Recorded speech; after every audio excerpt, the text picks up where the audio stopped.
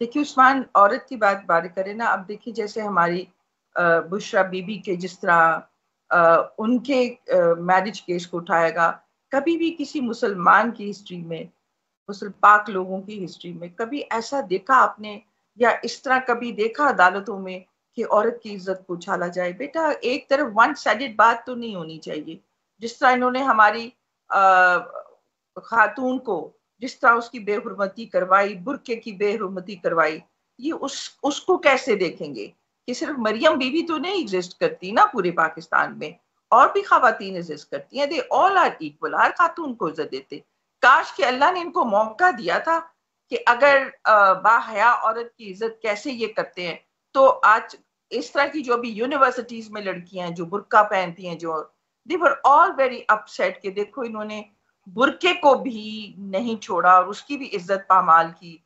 और जो खुदा ताला ने औरत को हक दिया, इज्जत दी, कि उसका उसका कह देना कि मेरी इज्जत ये है, बस वो काफी है, उसके आगे कोई गुंजाइश नहीं।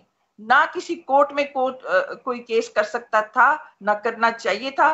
और बल्कि जितने भी, जिनको भी अल्लाह ताला ने अपना रिलीजन का, इस्लाम की जो अल्लाह ताला ने नॉलेज जिनको बख्शी है, और जिन्होंने ड्यूटी ली है इस्लाम को पूरे मुल्क दुनिया में फैलाने का, उन पर अल्लाह ताला का बहुत बड़ा एक ड्यूटी था कि वो उसको संभालते और वो सारे कोर्ट्स में जाकर कहते कि अल्लाह के हुक्म के मुताबिक, अल्लाह के ऑर्डर के मुताबिक एक औरत को अल्लाह ने हक दिया है।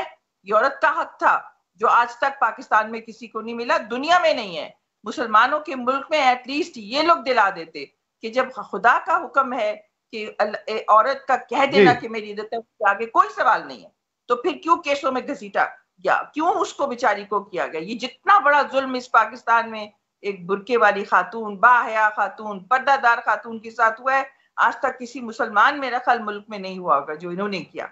कहने का मेरा मतलब ये है कि अभी हम ऐसे जंक्चर पे आ चुके हुए हैं कि वी शुड रियलाइज कि इस तरह की पॉलिटिक्स करने से ना हमें फायदा है, ना इनको फायदा है, ना जी। मुसलमानों को फायदा है, और ना हमारे लोग इससे मेंटली बाहर आएंगे।